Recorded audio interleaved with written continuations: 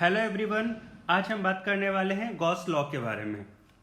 अच्छा, कितने लोगों को पता है कि हम लोग गॉस लॉ यूज़ क्यों करते हैं? बेसिकली हम गॉस लॉ को यूज़ करते हैं इलेक्ट्रिक फील्ड फाइंड करने के लिए।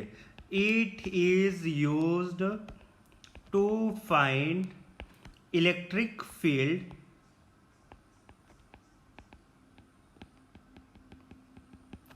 एट एनी गिवन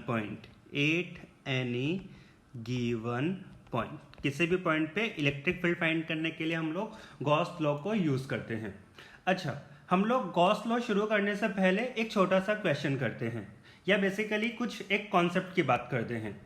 हमारे पास एक चार्ज पार्टिकल है प्लस क्यू, जो कि एक पॉइंट पे रखा गया है, और इससे आर डिस्टेंस लेते हुए मैंने एक स्फेयर बना दिया। क्या कर दिया? एक आर डिस्टेंस लेते हुए एक स्फेयर बना दिया।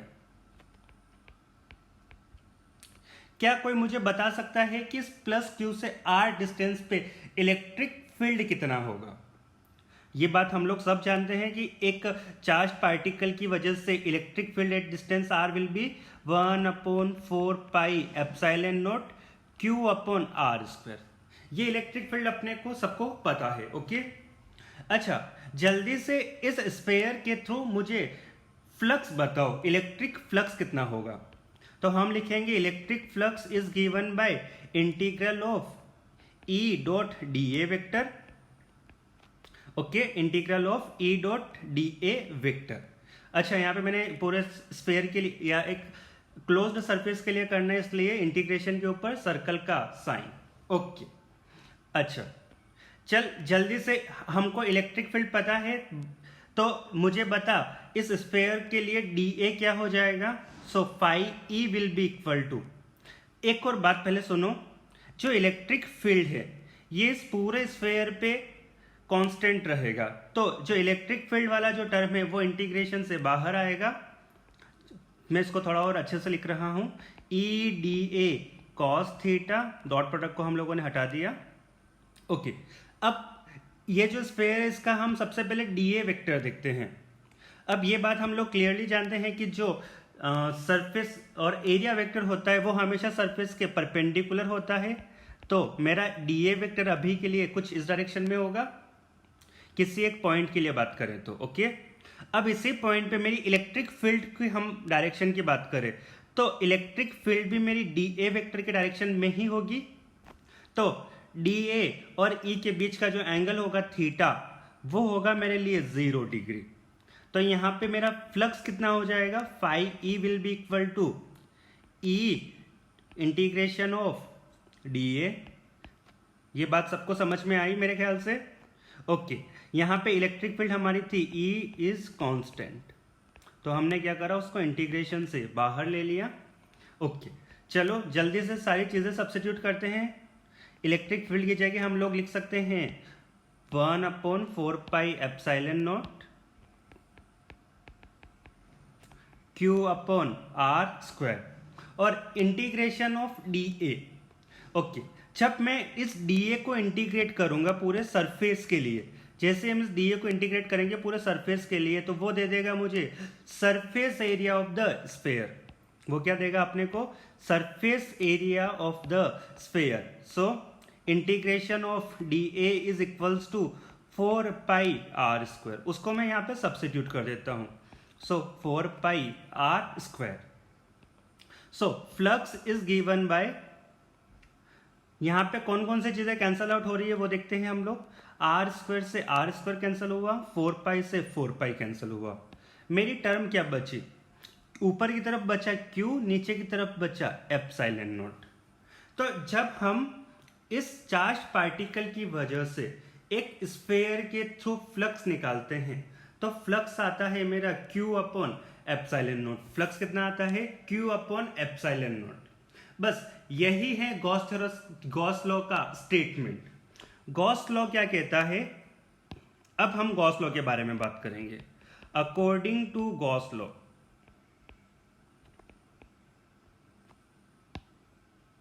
Electric flux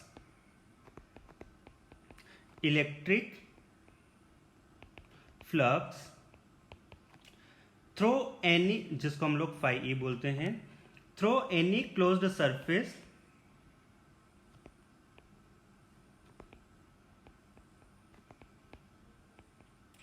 is equal to total charge inside the surface divided by epsilon not. So इसका स्टेटमेंट के थ्रू हम बोल सकते हैं electric flux is given by total charge, जिसको हम लोग क्यू आई एन से रिप्रेजेंट कर रहे हैं अपॉन एप्सिलॉन नॉट। ओके, तो हम एक चार्ज पार्टिकल लिए हैं। बेसिकली गॉस थ्योरम क्या बोलता है, हमारे पास मान ले कि एक चार्ज है Q, उसके आसपास हम कोई भी आर्बिटरी शेप का एक सरफेस बना दे। ओके, इस सरफेस के थ्रू जो फ्लक्स होगा वो कितना होगा, कुछ इतना होगा, Q inside upon epsilon naught. Okay, चलो अब जल्दी से हम एक छोटा सा एग्जांपल करते हैं इलेक्ट्रिक फ्लक्स फाइंड करने के लिए। लेट्स से हमारे पास कोई एक सिस्टम है कुछ इस तरीके का, इसके अंदर एक चार्ज रखा गया है माइनस का 3 कूलम, एक चार्ज रखा गया है प्लस का 2 कूलम, एक और चार्ज रखा गया है माइनस का 5 कूलम, एक चार्ज बाहर रखा गया है माइनस का 2 कूलम, एक और चार्ज यहां पे रखा गया है प्लस का 4 कूलम। ओके, अपने से पूछा है find flux through given surface. जल्दी से इसके थ्रू फ्लक्स फाइंड करते हैं।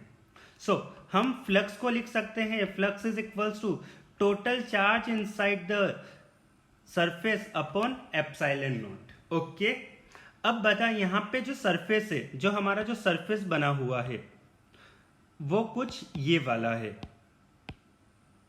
तो इस सरफेस के इनसाइड टोटल चार्ज कितना है? क्या इसके अंदर टोटल चार्ज है माइनस का 3 कूलम, माइनस का 5 कूलम, प्लस का 2 कूलम अपॉन एप्सिलॉन नॉट। जो 4 कूलम और 2 कूलम ये मेरा सरफेस के बाहर है, तो इनके थ्रू कोई भी फ्लक्स नहीं होगा। ओके, तो बता यहां पे टोटल फ्लक्स कितना आया, 8 प्लस 2, माइनस का 8 प्लस का 2, तो माइनस का 6 अपॉन एप्सिलॉन नॉट, माइनस का 6 अपॉन एप्सिलॉन नॉट। चलो, तो अब हम बात करते हैं कि हम गॉस थ्योरम को यूज करके इलेक्ट्रिक फील्ड कैसे फाइंड करते हैं। फाइंडिंग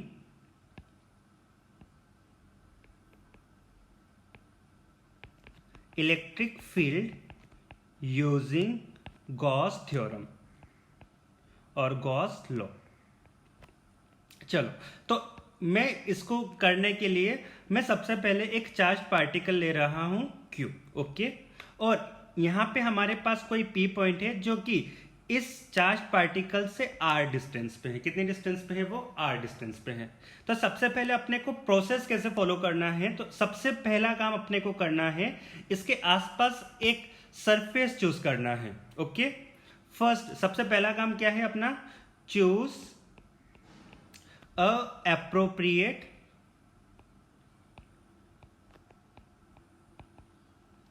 Gaussian surface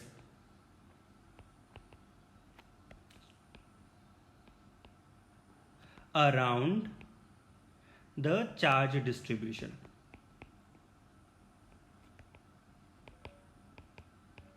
अच्छा, ये गॉसियन सरफेस यहाँ पे एक नया टर्म आया है। बेसिकली जब हम इस चार्ज पार्टिकल के आसपास कोई भी सरफेस चूज करते हैं, कोई भी जैसे कोई भी चार्ज सरफेस हो सकता है, स्फेरिकल हो सकता है या कोई आर्बिटरी शेप का हो सकता है, तो इस सरफेस को हम लोग बोलते हैं गॉसियन सरफेस। ये बात क्लियर है? गॉसियन सरफेस मतलब कोई भी सरफेस, उसको हम लोग बोलते हैं गॉसियन सरफेस। ओके, तो सबसे पहला काम अपने को क्या करना है, चार्ज डिस्ट्रीब्यूशन के अबाउट एक गॉसियन सरफेस चूज करना है। अब गॉसियन सरफेस चूज करना ही सबसे इंपॉर्टेंट चीज होती है। बेसिकली हम गॉसियन सरफेस काफी स्मार्टली चूज करते हैं। हम गॉसियन सरफेस चूज करने के लिए सिमेट्री यूज करते हैं। मैं लिखता हूं यहां पे to choose Gaussian surface. Gaussian surface को मैं अभी जीएस से रिप्रेजेंट कर रहा हूं। Gaussian surface we use symmetry.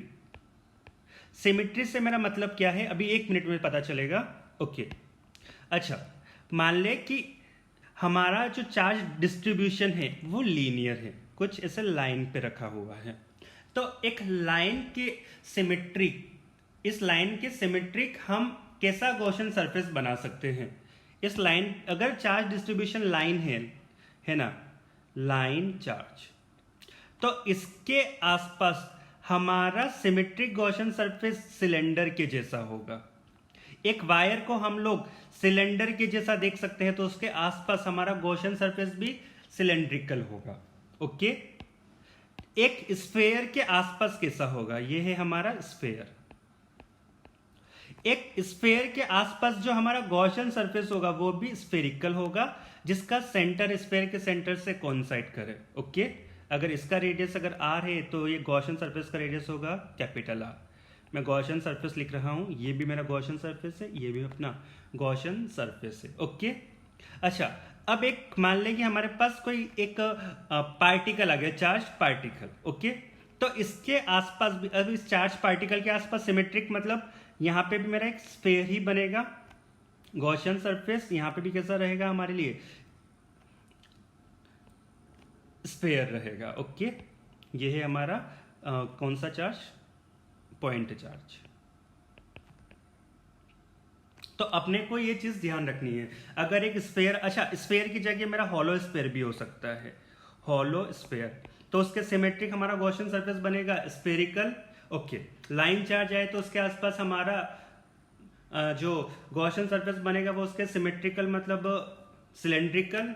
Okay, point charge के आसपास बनता है हमारा एक स्फेरिकल। ओके चलो, तो अब हमको यहाँ पे जो हमारा चार्ज है वो कैसा है, हमारा पॉइंट चार्ज है, तो इसके आसपास जो गॉसियन सरफेस बनेगा वो बनेगा हमारा स्फेरिकल। ओके, तो यहाँ पे हम लोगों ने एक स्फेयर बना दिया जिसका रेडियस होगा, उसका रेडियस जिस पॉइंट पे अपने को इलेक्ट्रिक फील्ड फाइंड करनी है उतना ही होगा। ओके,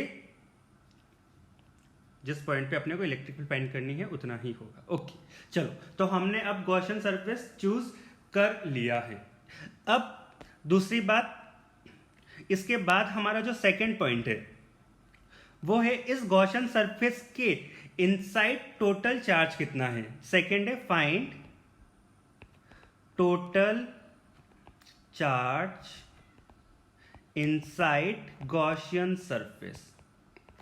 ओके, तो यहां पे हमारा टोटल चार्ज कितना है गॉसियन सरफेस के इनसाइड, क्यू आई लिख देता हूं, तो वो हो गया मेरे लिए क्यू के इक्वल, कोई प्रॉब्लम वाली बात नहीं है।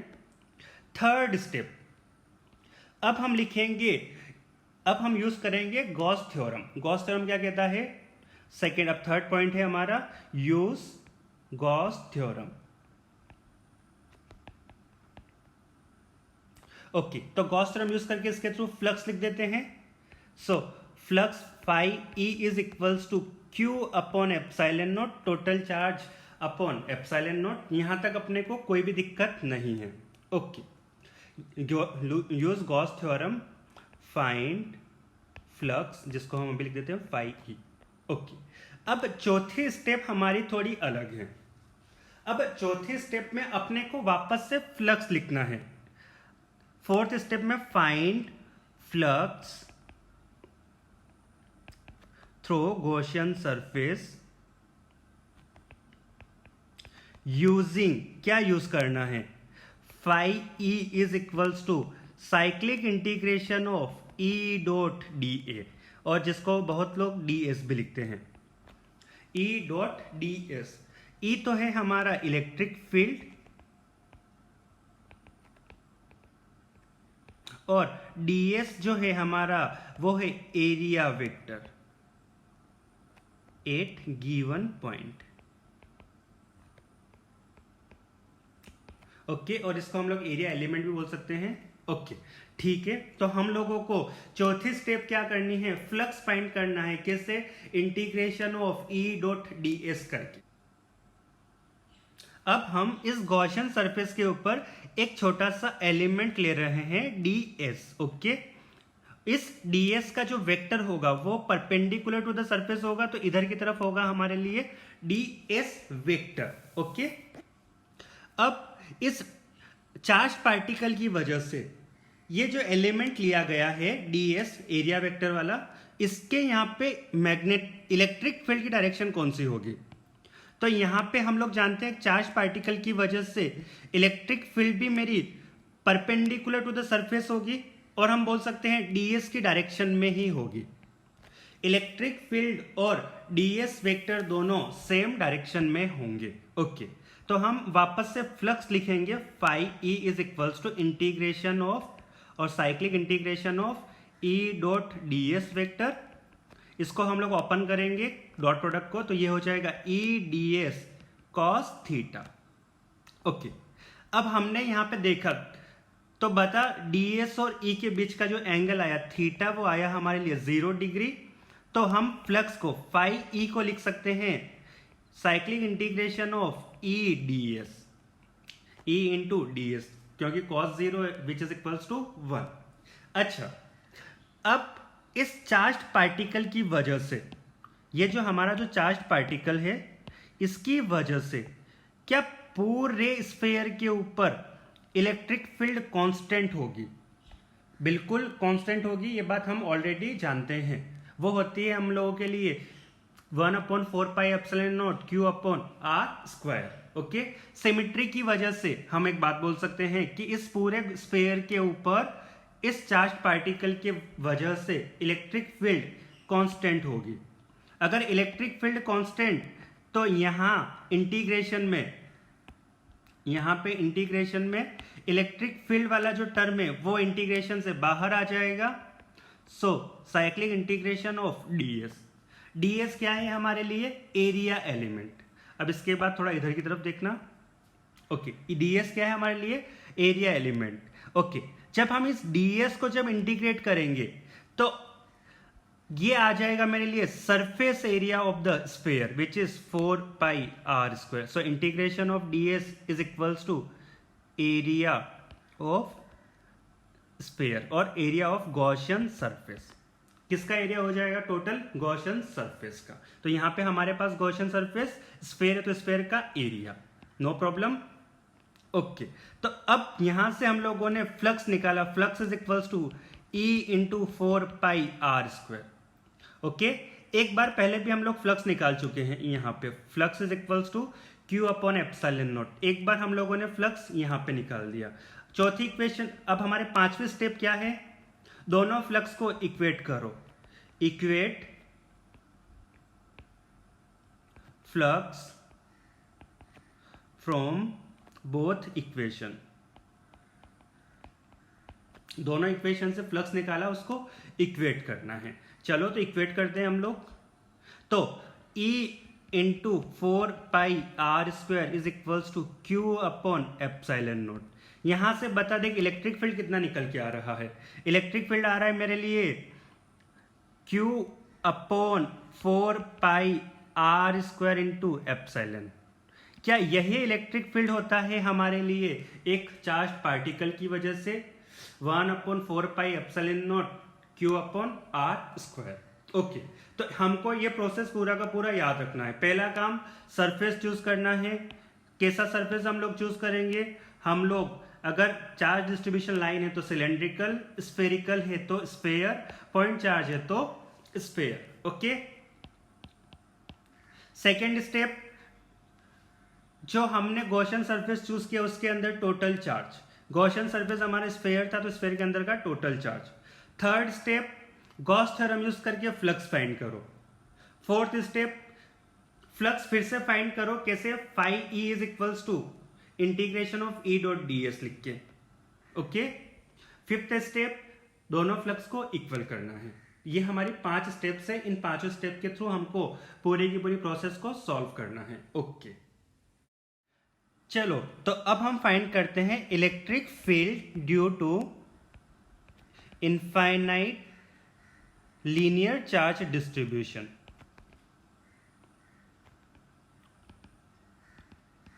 यूजिंग गॉस थ्योरम और गॉस लॉ। ओके हम गॉस लॉ को यूज करके एक इनफाइनाइट चार्ज डिस्ट्रीब्यूशन की वजह से क्या फाइंड करना है, इलेक्ट्रिक फील्ड फाइंड करना है। ओके तो सबसे पहले हम लेते हैं अपना चार्ज डिस्ट्रीब्यूशन। ये हमारे पास कोई एक लाइन है या फिर जो लीनियर चार्ज डिस्ट्रीब्यूशन है जो कि दोनों साइड इन्फिनिटी पे है, और इसके ऊपर जो चार्ज डेंसिटी है, लीनियर चार्ज डेंसिटी, वो अपने को लैम्डा गिवन है। ओके जो चीज़ें गिवन है वो लिख लेते हैं। सबसे पहले given linear charge density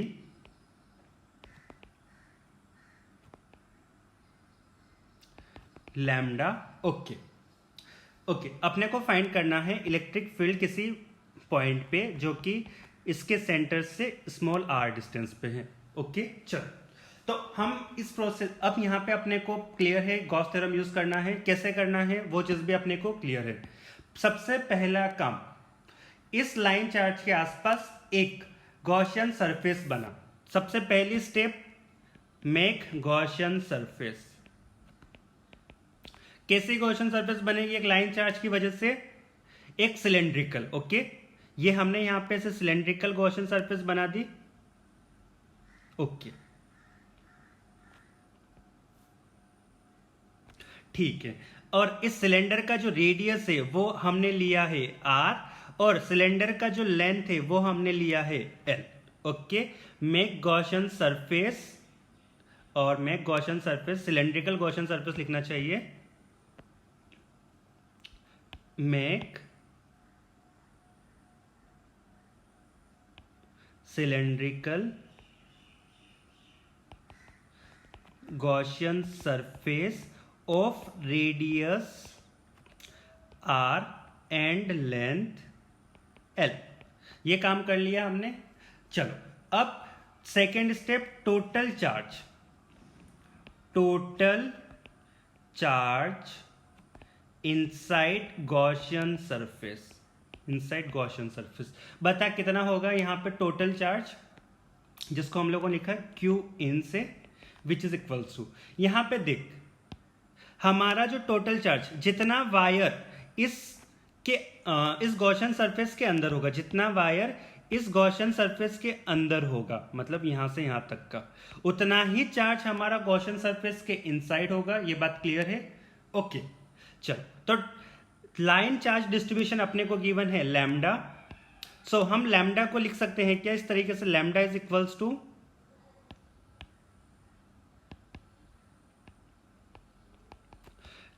Q by L। Okay so अपने को Q मिल जाएगा लैम्डा इंटू L के इक्वल। सो लेंथ जो है वो हम लोगों के लिए L था, तो स्मॉल l ले लेता हूं मैं उसको। ओके लेंथ कितना था हम लोगों के लिए, स्मॉल l। तो टोटल चार्ज कितना मिला अपने को इनसाइड वाला, लैम्डा इंटू L के इक्वल। चलो तो मैं यहां पर लिख देता हूं टोटल चार्ज कितना मिला अपने को, लैम्डा इंटू L के equal. Third step, Gauss theorem use करेंगे, using Gauss law, using Gauss law. Flux through surface और Gaussian surface is equals to Q inside upon epsilon naught. So phi E will be equal to lambda L upon epsilon naught. इसको मैं नाम दे देता हूं equation 1। चलो हमने 3 equation तो follow कर ली, अब हमको चौथी इक्वेशन फॉलो करनी है। चल चौथी इक्वेशन फॉलो करने के लिए अपने को जरूरत पड़ेगी इलेक्ट्रिक फील्ड की डायरेक्शन की। ओके तो एक लाइन चार्ज की वजह से यहां पे हम देख सकते हैं सिमेट्री की वजह से जो मेरी इलेक्ट्रिक फील्ड होगी वो हमेशा इस डायरेक्शन में होगी। ओके हर पॉइंट पे मेरी इलेक्ट्रिक फील्ड इसी डायरेक्शन में होगी। ठीक है, अब यहां पे सिलेंडर के ऊपर अपने को सरफेस देखना है। अब इस सिलेंडर के ऊपर हम ध्यान से देखें तो हमारे पास 3 सरफेसेस हैं। कौन कौन से सरफेस मैं नाम दे रहा हूं, एक तो जो हमारी कर्व्ड सरफेस है उसको मैंने नाम दिया सरफेस 1, एक ये नीचे वाला जो जिसको मैं शेड कर रहा हूं रेड से, ये वाला है, और तीसरा सरफेस हो गया ये ऊपर वाला। हमारे पास यहाँ पे कितनी सरफेसेस है, टोटल 3 सरफेसेस है, 2 3। ओके तो इन तीनों सरफेस के थ्रू अपने को फ्लक्स लिखना पड़ेगा। क्या लिखना पड़ेगा, फ्लक्स लिखना पड़ेगा। चलो तो सबसे पहले हम लोग बात करते हैं फ्लक्स थ्रू सरफेस 1। चौथा हम लोग का चौथा point, total flux through Gaussian surface. So phi total will be equal to flux through surface 1 plus flux through surface 2 plus flux through surface 3. Okay, अब हम इन तीनों सरफेसेस का एरिया वेक्टर देख लेते हैं. ओके, सबसे पहले सरफेस 1 के लिए बात कर रहा हूं. तो एरिया वेक्टर सरफेस का हमेशा परपेंडिकुलर होगा, तो हमारा ds1 वेक्टर इलेक्ट्रिक फील्ड की डायरेक्शन में ही होगा. तो ds2 होगा ऊपर की तरफ, क्योंकि उसका सरफेस एरिया ऊपर की तरफ है. ds3 होगा हमारे लिए नीचे की तरफ, वेक्टर का साइन, नो प्रॉब्लम. चलो, तो सबसे पहले हम लोग बात करते हैं फ्लक्स 1 के लिए. So phi 1 will be equal to integration of E dot ds1 vector, no problem. So phi 1 को हम लोग लिख सकते हैं वापस से integration of E ds1 cos theta. So phi 1 cos, यहाँ पे जो थीटा है वो है हमारे लिए 0 डिग्री. सो phi 1 कितना मिला अपने को, integration of E into ds1. अच्छा, वापस से हम सिमेट्री के हिसाब से बात बोल सकते हैं कि जो पूरा कर्व्ड सरफेस एरिया होगा उसके ऊपर इलेक्ट्रिक फील्ड कांस्टेंट होगी, तो इलेक्ट्रिक फील्ड इंटीग्रेशन से बाहर. So phi 1 is equals to E into integration of ds1. So integration of ds1 is equals to curved surface area of cylinder, CUR, curved surface area of cylinder. अच्छा, एक cylinder का curved surface area कितना होता है, किसी को पता है? वो होता है 2 पाई आर इंटू एल के equal 2 pi R L. Okay, तो हम लोगों ने फ्लक्स 1 फाइंड कर लिया. phi 1 मिला मुझे E into 2 pi R L. इसको मैं नाम दे देता हूं इक्वेशन 2. नो, इक्वेशन 2 मुझे इसको नाम देना पड़ेगा, टोटल फ्लक्स वाली. ये हो गई इक्वेशन 3. अब फ्लक्स थ्रू सरफेस 2 फाइंड करते हैं. फ्लक्स थ्रू सरफेस 2 एंड 3 को मैं एक साथ लिख रहा हूं, दोनों को हम लोग एक साइड फाइंड करेंगे.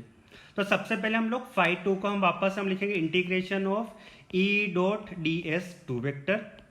अच्छा, यहां पे देख, वापस डायग्राम को हम लोग देखते हैं. ओके, अगर हम डायग्राम में एक चीज देखें तो जो मेरा इलेक्ट्रिक फील्ड है वो मेरी एक्स एक्सिस के अलोंग है और ds वेक्टर है वो ऊपर की तरफ है y एक्सिस के अलोंग. ओके, तो हम एक बात बोल सकते हैं, ds और E के बीच का जो एंगल है, ds2 और E के बीच का जो एंगल है वो हमेशा 90 डिग्री है. ओके, तो थीटा कितना है दोनों के बीच का, 90 degree. So phi 2 is equals to E ds2 cos theta. तो यहां पे जो थीटा है वो कितना है, 90 डिग्री है. cos 90 कितना होता है, 0. सो integration of E ds2 cos 90 degree which is 0. So phi 2 कितना मिला अपने को, 0. सिमिलरली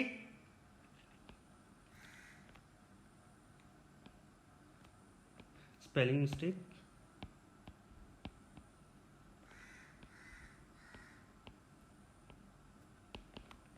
phi 3 भी अपने को कितना मिलेगा, 0.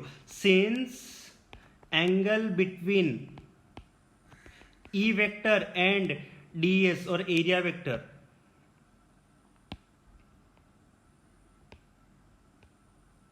जिसको हम लोग ds3 से रिप्रेजेंट कर रहे हैं is 90 degree. Okay, total flux कितना हुआ अपना, phi total is equals to E into 2 pi R L plus 0 plus 0. So phi मिला अपने को E into 2 pi R L. इसको मैंने नाम दिया इक्वेशन 4. अब हम इक्वेशन 1 और इक्वेशन 4 को इक्वेट कर लेते हैं. इक्वेट इक्वेशन 1 एंड 4, जल्दी से करो. सो इक्वेशन 1, हम लोग इक्वेशन 1 देखते हैं. Flux is given by lambda L upon epsilon naught, लिख देते हैं वहां पे. So lambda L upon epsilon naught is equals to E into 2 pi R L. यहां से इलेक्ट्रिक फील्ड निकल कितना आ रहा है, दोनों साइड मेरा L से L कैंसिल हुआ, तो इलेक्ट्रिक फील्ड जो आया वो आया lambda upon 2πε0 into r, lambda upon 2πε0 into are.